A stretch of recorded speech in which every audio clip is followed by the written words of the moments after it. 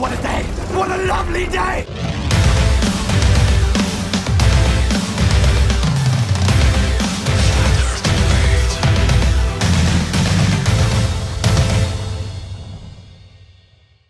Welcome to Flat Earth Debate Live.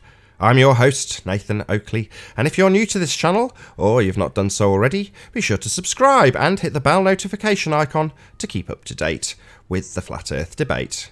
If you'd like to support this channel, there is a super chat that runs alongside each of these shows while they premiere. There's also a Patreon, PayPal and crypto link in the info box below the video. If you'd like to join the Flat Earth Debate community, then go to nathanoakley.com where you can find your way to the Flat Earth Debate forum. Most importantly though, if you would like to join the discussion, simply mute the page you are currently watching, then click the link in the info box below this video to join the panel and express your views on the shape of the Earth. If you do join, please don't swear. If you do, you'll be ejected, and if you are, please don't try to rejoin the stream using sock accounts. You'll be warmly welcome back on the next stream. Please also share the show on social media. Sharing the show obviously increases the live audience, but this in turn increases the chances of a more diverse panel. So please share the show on Facebook, Twitter and MySpace. And one last time, if you're new to the channel or you've not done so already, be sure to subscribe and hit the bell notification icon to keep up to date with the Flat Earth Debate. Now, we are currently joined with a slightly silent Spurs chemo. Let's see if I can get his attention for the third time. How are you doing, Spurs? Yes, hello there, Nathan. I'm very well indeed. How are you today? I'm good. Hey, Spurs. Hey, Chocolate. How you doing? Good morning, Nate. Good morning, everybody. How are you? Not too bad, not too bad. You know, do you hear me? No, we don't hear you, Spurs. Although I did see the mic dancing up and down while I did the intro, so we could hear you. Maybe it's that you thought I couldn't hear you when I could, and you've now subsequently put yourself on mute. But a great start to the live show this has been. So hopefully with just Chocolate, maybe intermittently get Spurs as we run our way through the housekeeping questions. Should I do another plug for the website? Why not? As at this stage it is literally the only subject matters that are covered in the website itself. I may as well point the audience towards the nathanoakley.com website, where you will find a forum which covers all of the housekeeping questions, and you can, as I said in the intro, join the debate community and express your views on the shape of the Earth from the debate forum. So for the time being, I'm going to try and keep myself from participating. Obviously, I'm going to moderate it. It's my site, along with the help of my webmaster. But yeah, toddle along to nathanoakley.com and join the Flat Earth debate community there, where you'll find your way to the following questions. How you doing, Travis? Hello. Hello. Any signs of curvature? Nope. No, definitely not. Oh, thanks, Spurs. What about axial rotation of the Earth-based variety? Nope. Nah, none of that. Just movement of the sky. That's it. No, we still can't hear you, Spurs. I could mimic you for the whole show, though. No, we definitely don't have any signs of axial rotation. Do you hear me, Nathan? Or you Yeah, don't we hear do. me? Yay! Spurs, hooray! Oh, you do hear me? We do hear you. I've been saying hello. Is my mic working? And it just hasn't. About to refresh all over again. But sorry, carry on. Yeah. We could hear you the I whole hear time. you We now, were Spurs. just pulling your leg, really. No, we couldn't hear you. We can now. Thank you for joining us, Spurs. Good to have you here. Yeah, glad to be here. Yeah, thank you. Great to be here. So you're going through the housekeeping. Yeah, we've just done axial rotation. Any evidence of the distance to the sun? Nope. Oh, wow, not evidence, but what I've just heard from I don't know, you and I, Mr. Scott Beach, Mr. Scott. He says that they don't actually know the distance to the sun. It's not actually 93 million miles away. And he feels it's okay to lie to children about the distance to the sun because they don't know the precise or the exact distance. So, no, there's no evidence of the distance to the sun because they simply don't know. It's what I've been told. Is this documented or is this chat room? for those who might be new to the show, so you mentioned M. Scott Veach. So who is this individual? Why would his opinion be important? He's the son of a NASA astronaut. And excuse me, I'll be back in a minute. So yeah, he's the son of an astronaut, and he obviously knows a lot about the shape of the Earth, space, things like that. So I have to go. I'll be back in a second. Yeah, no problem. Hopefully we'll come back to that and get a bit more detail on his willingness to lie to children and his apparent lack of knowledge in regards to the distance of the sun. We shall see. We'll come back to that when Spurs returns. So what about scientific evidence of gravity, gentlemen? Scientific evidence of what? Gravity. No. No? What about evidence for a gas pressure existing next to a vacuum? Nope. No? That would be a no. Amazing, really, considering most people's belief in space hinges on that detail being correct. Nevertheless, any evidence of a self-perpetuating molten iron core at the centre of a presupposed spherical Earth? Ooh, say that again. Any evidence of a self-perpetuating molten iron core at the centre of a presupposed spherical Earth? Still no. No? How could you have anything at the center of a presupposed anything? It's in many a It's funny. school book. I completely agree in terms of my sentiment towards the notion. However, that notion is absolutely taught to school children as fact. We have a molten iron core as a result of a fairy tale story of an Earth with a secondary planet on a similar orbit around the sun, and this fledgling Earth is crashed into by a planet called Theia at a glancing blow, devastating the surface of the Earth, depositing an extra molten iron core into Earth, and then the remaining debris of Theia coalesces by virtue of this pseudo force with no scientific evidence called gravity into what we now see as the Moon. Result, a oversized molten iron core that hasn't slowed at the rate they predicted mathematically, given the age of the universe that they predict with absolutely no evidence for anything that they claim. So this is why we have a molten iron core, and that story is true because they made it up themselves. But it's taught to children. I mean, Total bollocks. Yeah, it's all that's what it's. Go ahead, Josh. chocolate. I was trying to talk, okay? I'm sorry, man. Yeah, it's all metaphysical gymnastic shenanigans. I mean, it's all ideas, and you can have and end up with any result that you want, and make the math work for any idea that you have. So, all these questions are metaphysical musings. Speaking of metaphysical musings, any evidence of the R value, Earth radius, gentlemen? Nope. No. Well, that concludes the housekeeping. I'm pretty sure I covered all of them. Not, I'm sure the chat will let us know. Anybody mind if I do some shout-outs to chat? Go ahead. Shout out to you. It's good to have you here, my friend. Multi Tom Tom, nice to see you. Is that Mo Jackson? Sounds good. And then an Illuminati 666 sign. Get out! What are you doing here? Outrageous. Unearther, good to see you. Thanks for being here. The Lion Hio. Nice to see you, Doug. Nick, good to have you here. John Watson, nice to see you. What else we got? Mo Johnson. John Watson. Good times for all. Zach, nice to see you. I saw you in the shows. That gives me an opportunity to plug, actually. So Zach has been frequenting the hacked up 7-hour or 6-hour extravaganza that was Life is Short, Red Pill Philosophy, Ranty Flat Earth, and myself, explaining the horizon. In essence, that's what we were doing. it's all about the diffraction limit and perspective and lots of other complicated sounding terms, but ultimately we're talking about the horizon. And those videos have been chunked into nice, digestible 1-hour sections, and Zachary Zabala, otherwise known as Good Times for All, GUDTIMS number 4 ALL YouTuber, was in there chatting away with the person actually in the video, which was excellent, so people could actually ask questions live. But I've been putting those out about 9:30 PM UK time, and they'll go out till I think Sunday this week. So yeah, part 3 went out yesterday, part 4 goes out today.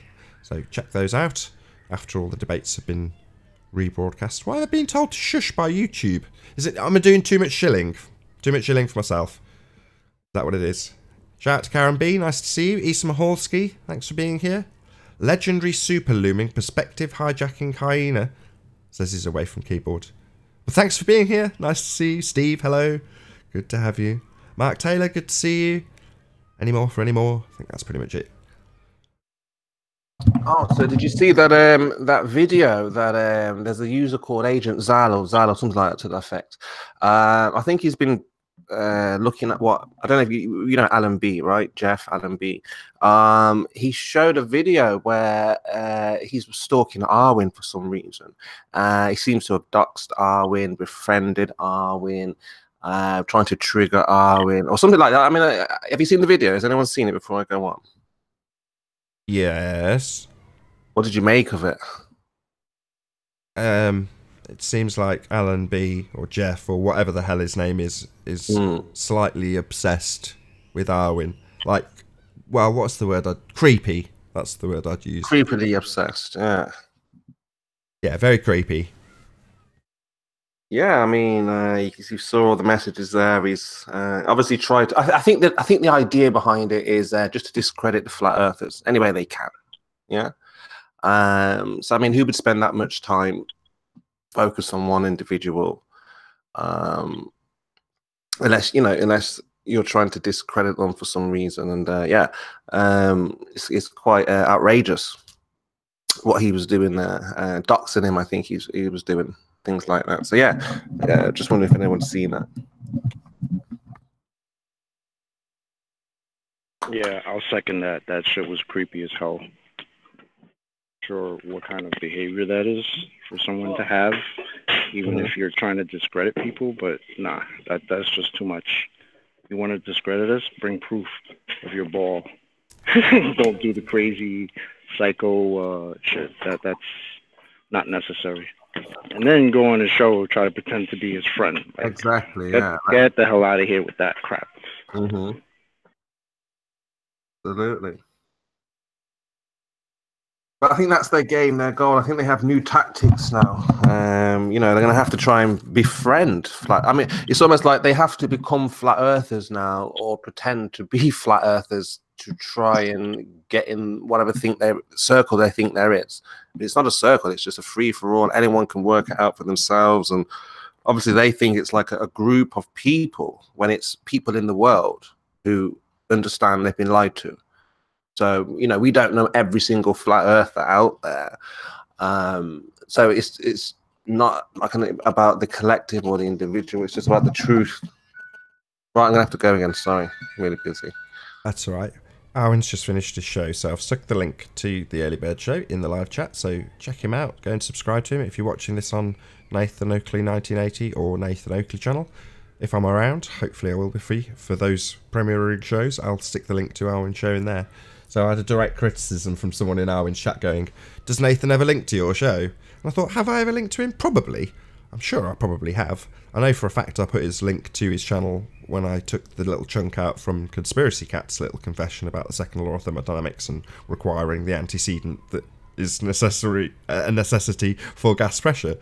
So I certainly have linked to Arwen, but whether or not I've spammed his link in the chat, I don't know. But if you are watching live right now, I'm going to stick his link. No, I'm not going to stick his link because I've now got something else from the clipboard, but I have just stuck his link, so scroll up and go and check out Arwen's channel. Go and subscribe to him today. He might actually join us. He's in the chat now. He tends to have a few minutes, get himself a brew, and then actually join the show, so you might get his opinion. I know he's not away. He's away from his mic now, Spurs, but you might be able to ask him yourself when he joins about what the score is. He knew about it. I was listening to his show earlier and he was talking about it, so he obviously is aware of it. But we have creepy people on the globe side. They don't have any decent arguments, as Spurs pointed out, so they have to behave like stalky, creepy stalkers. That's what they've got. You're talking to me? You're talking about you. We've got the common decency to do it behind your back. What? Joke, Arwen, joke. What's up, Arwen? Hey, hello guys. Yeah, you've seen the crazy video too, have you? It was Spurs that brought it up. I have seen it. It wouldn't be a subject I would bring up if I'm perfectly honest. It's something I would leave to the chat rooms. Hello, Paul Hall. How are you doing? Yeah. Oh, I'm doing good. Hello. I'm doing good. Good to have you. Well, Yes. he kind of brought it up, so I just said, okay, sure, do. You know, if that's a thing. You know, Like, I think in some ways it might be a little silly, but I think it's kind of important to bring it up because, again, this guy showed up on your panel after, you know, your supposed meltdown or whatever to try to, you know, kind of coax you into, oh, you know, I was reaching out to your friends and, you know, I mean, just like he's playing some type of psychological game with you. And I think that needs to be put slightly on display. I said it pretty loudly. It just feels like he tries to contain me. So, look, maybe LNB really does have a weird feeling, like I am dangerous, something. You know? But based on his actions, if that was the case, wouldn't you just call that projection? Yes. Yes, you would. But maybe on the other hand, look, it's very complicated. From what I heard about LNB, he has quite a background of very harsh things that probably he's been through. And maybe I'm opening up that wound in him as well, and I don't mean to, really. So maybe I just touch him and he doesn't want to be reminded about that shit. You know,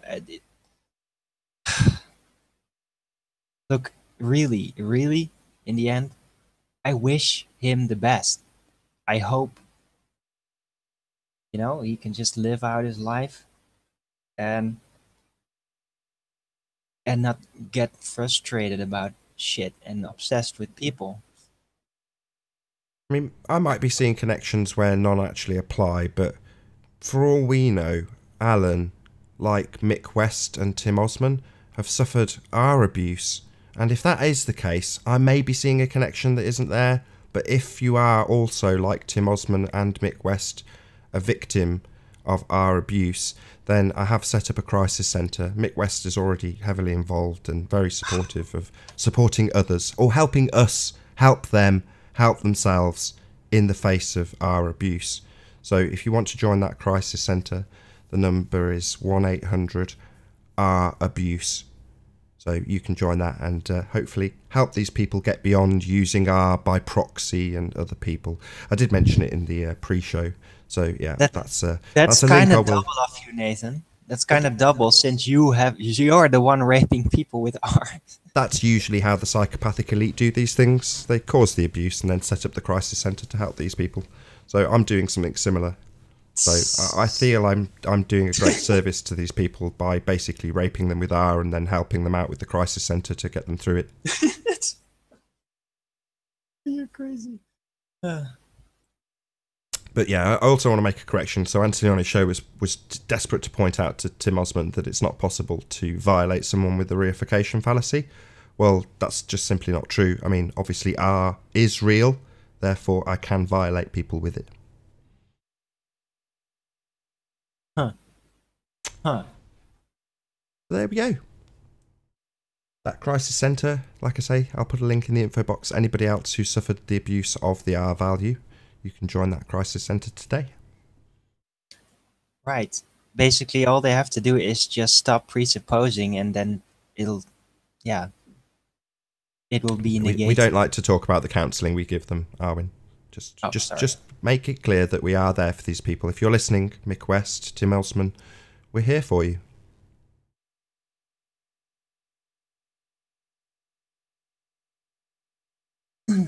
Should we say a little prayer? No. I know that's wrong. You're wrong. We shouldn't say that. We'll keep it in high spirits. Kumbaya, my lord. Kumbaya. No. Ah, we're supposed to be soothing these victims of R. Was that Kumbaya R? Kumbaya, correct. I think they are just gonna have to get over it. I value Kumbaya. No? Ah, I was going to get a fire going and everything. All right, fair enough. We'll leave them in the shower, clutching their knees and muttering about obstruction.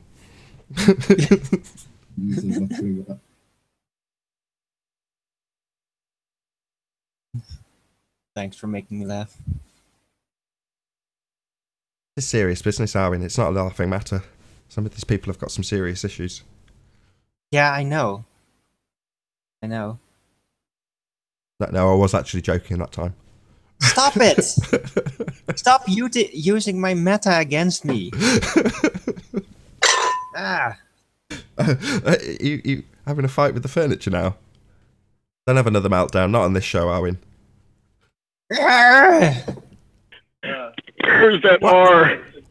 Having known you for some time, right, we discussed your meltdown. I'm sorry to bring this up now, but we've been on gossip for basically the whole show. The link is public if someone wants to come in and actually talk about Flat Earth, get us off this garbage. But nevertheless, we just Anthony and I discussed your quasi meltdown, if people phrase it that way. That's just what it's ended up being referred to as. And both he and I agreed. It's like, well, this isn't out of character for you. We know you well enough to know what you're like, and you are a bit like that. So for all the people out there, they're like, oh, this is just an Alex Jones copycat, mimicking, acting, whatever they phrase it. No, that is actually what Arwin is like, and there's nothing fake about it whatsoever at all. So if you don't get that, that's fine. You're just wrong. I can even explain a bit about it, and that is, why do you think I follow Alex Jones for so long? Because he kind of has the same thing, I feel. It's just that it's so weird with everything else that entangles him, but that thing is real. And I feel that, and I just have the same thing. It's just in my nature, you know? It's not an act. Or that part is not an act. The passion is not an act. Yeah, absolutely. In many ways, he stole your bit. What? You were first, right? You did it before him. What are you talking about? You were first. He stole your bit, right? Alex Jones? Yeah. What? Are you serious? Well, you were doing it in the 1800s, weren't you? What? That wizard elf magic, Arwen. Play along, man. Jesus. I know. Jesus Christ. It ruins it when you've got to do that. Me, dude. It ruins it. You're supposed to just play along and go, ah, ah, ah, ah. Sorry, you didn't hand me the script. Death. Why is Death not doing his job properly? It's all the CIA are good for. If you can't get the scripts out to them, Dave, the jokes are never going to work. Yeah, I'm tired of working without a script over here. I'm tired of improvising. Everyone else on the panel's got a script. My union dues, thanks. Main principals need the script first, Death. What is this malfunction? This is never going to work. I've said this from day one. Where's my agent? I'm going on mute. Yeah.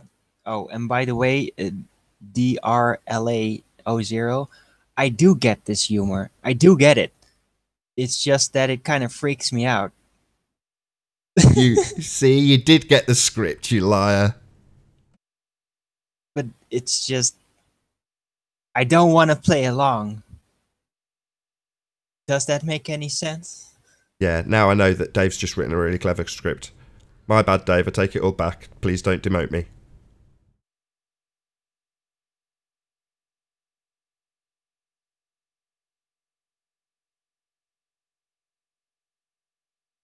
I don't know what happened in the 1800s.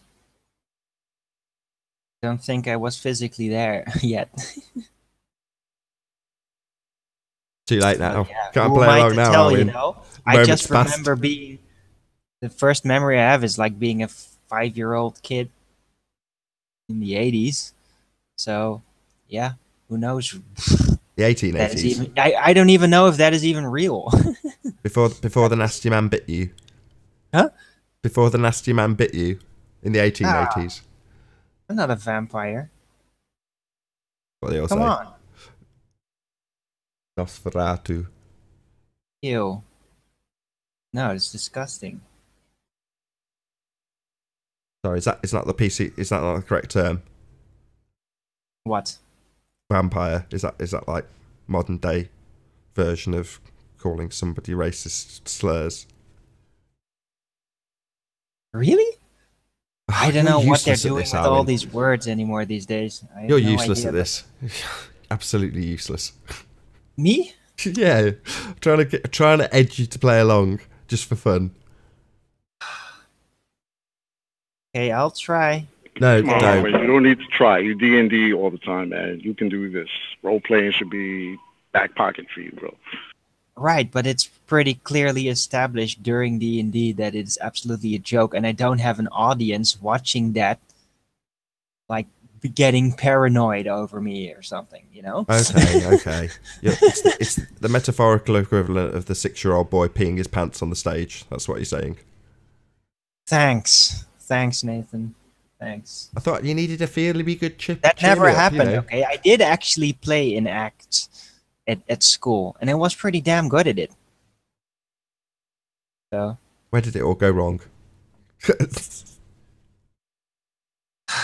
No, you've still got a good show. To be honest, Darwin, it's not about acting. You know, as much as the script jokes are funny, and if Dirth's watching, I know he'll be chuckling because he gets a lot of shit about it. You know, people claim he's the what's the word they use, handler for like Jaren and Patricia and various other people. I don't know the full Right. narrative of bullshit, but well, maybe he is our main Jew controller. oh yeah, dickhead. What's his name? Stinky Cash was on with Jaren. I like Stinky Cash.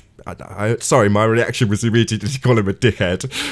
I do like Stinky Cash a lot. He's good. He's a really good videographer. And, you know, I said this to him in the comments of his video, actually. I was like, your video inspired me to do the sun tracking. Not just his video, other videos like it. But, you know, he was, as he rightly points out, one of the first to be doing these videos all those years ago. It's probably 4 years ago now. And he kind of dropped off my radar. And again, I said that in his comments. I was like, nobody knows who you are. There's like 7th, 8th, 9th waivers that have come into this. And yeah, I know who you are. Jaren knows who you are. Dirth knows who you are. But the new people who've come subsequently to us, they haven't got a clue. So you've just got to get your name out there. Go on Jaren's show, or Jaren could help you. I can't remember how I phrased it, but I said words to the effect of, if you're going to call him an opportunist Jew shill, that probably ain't going to go down too well with Jaren, as he's his best mate. So, yeah, probably cut down on that kind of crap, because it's very 2015, wouldn't you agree? You know, the majority of the people who are still here have moved past the paranoia that everyone's a shill. Well, apart from Arwin, who I still have my suspicions about. But other than that, you know, we've kind of moved past it. What did I ever do? Mess up the scripts. Couldn't find Arwin. R. I write my own script. Yeah, don't mention gravity. What? The aberration? Here we go. But yeah, anyway, so Stinky Cash, yeah, check him out. Good YouTuber. Had some really good points back in the day. I hope he comes up with some more really good points going forward. But you can also check out his interview that was on Raw. So it's on, let me get it right, Ginger Sugarbush, Karen B have both got the second part of that. And the first part, the actual interview with Stinky Cash, is on Jaren's channel. So I think for contract reasons, Bob was telling me from the chat, Bob of Globebusters, subscribed today, was telling me that they have a contractual obligation. I think they're all in the same boat. So Crow 777 and Jaren and all the rest of them, they can put the first hour out on their show from TFR, but they can't put the second hour out. But for some reason other YouTubers can, so I don't know the details of that, but I managed to watch all of it. That said, I was watching it on TuneIn Radio, not watching it, listening to it. And then he mentioned that somebody had said something in the chat, Jaren that is. I was like, oh, so I don't actually have to listen on TuneIn Radio, which is typically how I'd consume TFR. But yeah, obviously there's YouTubers out there that just rebroadcast their own shows and are allowed to do so. So I went in and watched it with the chat. It was great. It was just like a normal show, normal YouTube show. I should say. You guys watch Raw? Or listen? I keep saying watch. Listen to. What? Raw. Monday Night Raw. Best show on TFR between whatever the hours they are. No. So yeah, I watch Raw. Yeah. Yeah, I saw you in the chat, right, Chocolate? what time is that on, Nathan? For us, it's 2 a.m. Yeah. 2 Oh, a.m. goodness, UK yeah. time. 2 till 4. Mm-hmm. Yeah, Pretty it late. comes about 10 p.m. my time. 10 p.m. So Hey, you're East Coast. So, you know, like we've spoken to, you know, in the last 5, 6, 7, whatever years, we've spoken to loads of ball earthers, like loads. Are there any that stand out for you guys? Like you think, they were pretty good, came close, they were, you know, challenging or intellectual, or do you just think they're all the same, or do you think any of them bring better arguments than others? Yeah, Like Rumpus. arguments? Rumpus. You think Rumpus is one of the best? Oh, ball no, earther? I didn't say that. You asked for people who stuck out. Ah, yeah. Well, the best or the worst. It's all a matter of perspective. Well, I mean, just if- one if where you've you got thought, figurative you know, they imagery. put a very good argument forward. I've had to go back and, you know, think about what they've said and then come with the best. Obviously, because, you know, it's like a challenge, so they put something forward or whatever. I just thought I'd ask, because we speak to so many ball earthers, like so many, all the time. But yeah, I was just wondering if you thought there was any decent ones out there. Well, if you've got somebody that literally has a term coined on the show, to Rumpus, well, while that is the term he's stolen for his name, but Rumpus by name, Rumpus by nature, right? And we wouldn't have been looking up the definition of Rumpus had it not been for that person. But that aside, he's put in the hours. Yeah, we joke about the fact he hasn't produced the lower observation of the Isle of Man footage. So what's on screen now is the north end of the Isle of Man. No, it's not actually. It's more called Lighthouse. My bad. But yeah, at the north end of the Isle of Man, there's an observation that Anthony did from his belly that was the opening section of the UK conference last year, 2018. And that's still been yet to be modelled, despite Rumpus saying he would. It's been months. I think it was September last year that we did that conference. So it's been quite a long time. Nevertheless, he'd been promising long before that conference. I'm not supposed to be harping on about this. The point is he does put the work in. He has done a lot of work, as much as he uses all the obfuscation techniques under the sun. In many instances, I've seen Rumpus display more intellectual honesty than most of the other ballers in certain circumstances. If there is something that is factually a win for us, he might even concede it immediately and try and get past it quickly. But if you hold him hold his toes to the fire on the point, in fact, you don't have to. He'll just admit it, which is, you know, why I would say he's noteworthy. It's a very different tact. But yeah, he certainly puts the work in. I would give Rumpus a shout out. There's been many occasions where I've credited him for very specifically his intellectual honesty, as much as people hear me, you know, shouting at him, getting annoyed with him, kicking him out, whatever. He's definitely had that credit from me in the past. So yeah, I would say Rumpus stands out above all the others for not necessarily positive reasons, but he certainly sticks out. Wouldn't you agree? Absolutely. Definitely. Yeah, I think he's the most tenacious of the ball. He was. Well, we've derived a word from him, okay? That means something. Yes, Rumpusing. Adopted his name in our terminologies of our social conduct. My So- wife said it to me the other day, Arwin. So we were having an argument about something petty, as man and wife do every so often, and I talked over her, and she said, "Stop rumpusing me." That's what she said, and I just that killed the argument completely, because obviously I just burst out laughing. Right. Oh, that is good. Is that the same for everybody, Chocolate and Paul? I mean, you've obviously spoken to a lot of ball earthers, a lot of globe earthers. Do you find any of them challenging or intellectual or halfway decent when it comes to proving anything or making you think in that matter? Well, I've stumbled upon some ballers recently that are surprisingly ethical in nature.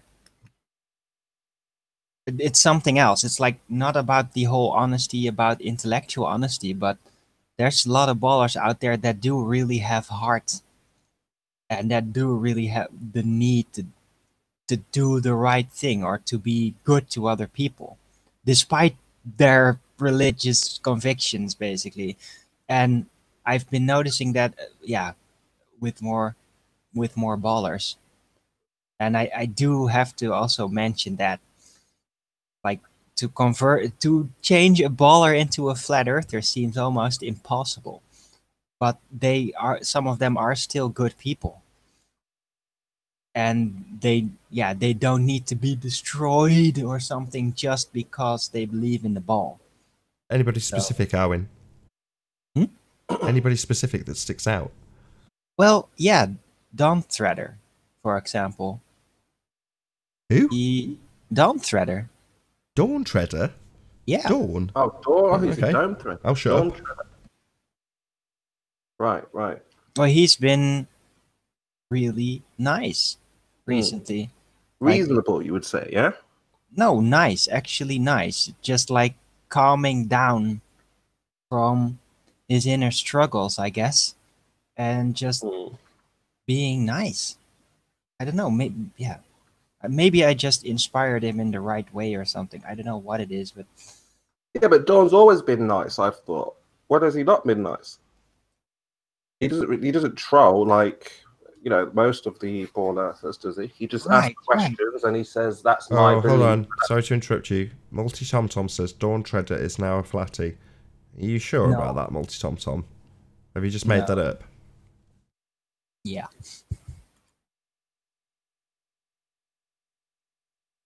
Or maybe he just doesn't really care about that part anymore, and he's starting to focus on other directions.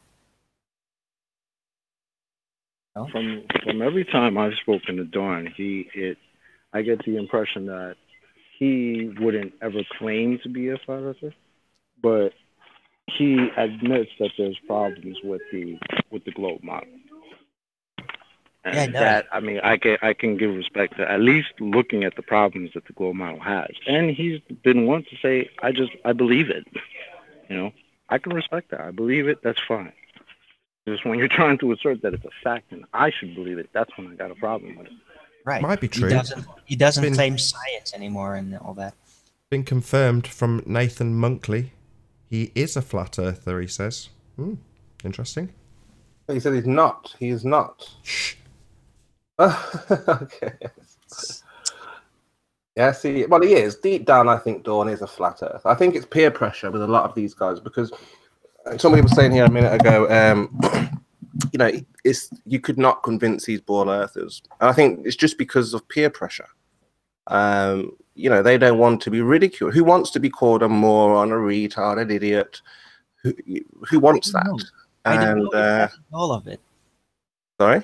I think there's also it's not just the social peer pressure thing. It's also the fear of seeing, basically. Because if I were a born earther, there's just no way I would allow flat earthers to run around saying the earth is flat. I would prove this ball, this globe every day, constantly. So I think most of these people have conceded, but it's just difficult. I think it's a very difficult thing to accept. Let me try to explain it very, very concise. It's one thing to learn, like the government lies, there can be trusted. But if you realize what the lie exactly is and how big it is, that has a lot more impact, a lot more weight. And that is more scary than just knowing that they just lie and not knowing exactly what the lie is. And I think that is what's holding back a lot of ballers, I guess, that are on the edge that are like just like, no, I don't think I can handle actually seeing it, even though I've kind of figured out from a distance that yeah, there's something there. And I think it's very personal, not so much peer pressure. Peer pressure is also there to keep everybody in line. Oh, mostly. I think that's the number one thing, because you know, I remember coming into flat Earth. I remember there's just the label of being a flat earther was just a no-go. You cannot label yourself a flat earther in any way, shape, or form. And now it seems that people want to be a part of the community, want to be a flat earther. But it's peer pressure. It's as simple as that. A lot of these ball earthers that I'm speaking with, because you know, I like to talk to them to see if they really believe in this globe, if they truly believe in this globe. And what I've found out is what stands between them and the flat Earth is a model. Just they're like, work it out for us mathematically. So what that means to me is they're asking questions about the flat Earth. They're like, okay, I accept there's no globe. Now give me a model for the flat Earth. Give me the equations for the flat Earth. We can't do that. So they say, no, I'm just going to go with what works. Right. Yeah. Well, you know what that actually is. It is like, okay, you've been a globe addict, like a heroin addict, for a big chunk of your life, and you're like, yeah, you need that. So if you're gonna take that away, then yeah, it's like, yeah, give me something back. I need something back. So they want something that is just as big. They want a complete model. They want a glorious picture to fill up the blank space once the globe's been torn down, and we don't really have that. And I think also it's fear. It's a lot Hold of on a fear. second, Spurs. Sorry, I noticed Paul's Sorry. been off mute trying to get a word in for ages. Go ahead, Paul. I try to be patient, but I'm not a big talker usually. I'm the other Paul. For some reason, I couldn't log into my normal account. So if you see me pop up, this is the other Paul that normally pops in. I just couldn't log in for some I figured that was some of the background noises, to be honest, Paul. Okay, gotcha. Just make sure. Now, the one thing I keep running into, I don't do a lot of this online, but the people I have talked to, and Nathan addresses it constantly, is the priests. You know, like I've got friends that I've talked to about it, and he keeps saying, well, when an astrophysicist comes and talks about flat Earth, then I'll start acknowledging it. Or my brother, I've talked to my brother, and he'll say, well, he'll even trying to pigeonhole me and say, you need to write a paper, do all this stuff, and quote, do the whole 9 yards, but he won't even listen to some basic ideas. But it's back to that educational system where you keep saying, well, you need to go get your education. You need to do this and do that. I'm going like, really? And it's like, it's just, I think it's a combination of everything we're saying. I think, and also I think the aspect that I've run into too is the impact of if you acknowledge the flat Earth. Like when I first came to realize flat Earth, the first thing I had to begin to give up is sci-fi. I'm a huge sci-fi fan.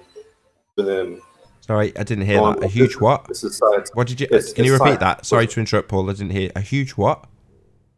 It was a huge. When I first looked into the flat Earth, it was a huge thing because then I had to realize the impact of that belief system on everything else. Like I'm a huge sci-fi fan.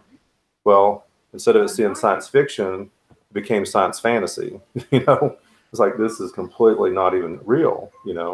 And so I can't look at anything watching sci-fi anymore. Like my brother, I think it's on the same category. I think the impact of that belief system, even that shift, it's a ripple effect. It permeates everything. Like to acknowledge, even just like 9/11, just to acknowledge that could have been an inside job, completely undermines your faith in the government. Or your trust in the system. But that's a different priest. So in that instance, you've kind of, I know what you're saying, because you're saying unless somebody comes to you like Neil deGrasse Tyson and says the Earth is flat, they won't accept the notion. Whereas with something like 9/11, it's a different priest. It's the TV priest, right? It's unless the news tells me otherwise. Right, exactly. But you see how backwards it is though, because they don't want to listen to it unless somebody like Neil deGrasse Tyson will come out on TV and say it, right? But they'll still negate when the very guy that they would believe would say something like, at 120,000 feet, you can't see any curvature. And it's like, but you guys are still telling us we see it from a plane. Or seeing the boat go over the horizon. So, yeah, or like 4 miles away. So you guys got to work your story out. You know?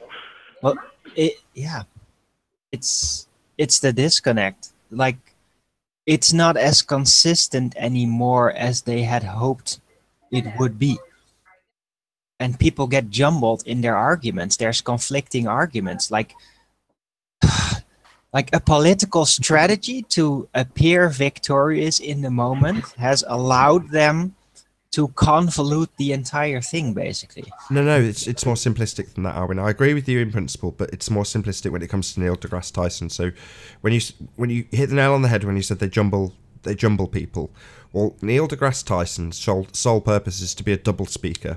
So that's why he's useful for us. If as flat earthers, pay attention to what people like Neil deGrasse Tyson says, and there's a good reason for it. So you've already given one example, and red pill philosophy. I don't know if you just want to pop yourself on mute, Paul. Just while. Yeah. So Neil deGrasse Tyson talks about that stuff is flat. So it's on one of Red Pill Philosophy's t-shirts that he sells. So big shout out to Red Pill Philosophy. But he pushes this clip in. To punt one of his t-shirts, but the point is still sound, which is why it's a good t-shirt. But yeah, you've got Neil deGrasse Tyson saying that stuff is flat, and he's explaining that you've got a fisheye lens on. He's using a lot of our arguments. He's saying there's a fisheye lens on the Bumgardner, or however he's saying his name, jump. So the way it looks really spherical in that footage is just nonsense. It's a fisheye lens. That's one of our arguments, right? Well, Neil deGrasse Tyson's saying that, and he's saying that you go up in a plane and claim that you can see curvature. That stuff is flat. That's what he's saying. So he's actually the double speaker of the heliocentric priests. I did have another one in my mind a moment ago. Oh, the Coriolis. So he actually supports our argument. Now, because he's a priest, we, flat earthers, we're never going to get close to him. Yeah, there's been some examples. Rick Hummer got close to him as the redneck rocket scientist and did manage to get a question or two across to him on the fly. But failing that, we're never going to be on the stage with Neil deGrasse Tyson for the consumption of the masses and be able to ask him, how do we have gas pressure without a container? We're never going to get that opportunity. But what he does do is tells the masses the contradictions like they're real. So he seeds the doublespeak. So with Coriolis, he was tweeting out about a field goal. I can't remember, I don't watch American football, but whether or not the field goal was made or lost because of the Coriolis, he's essentially asserting that you've got the bit we need, which is to say, if you've got two reference frames, the ball leaves the earth and it continues to turn underneath, meaning the goal's rotating as the ball travels in a straight line. That's him saying it. Hello, P. Hello? Hello.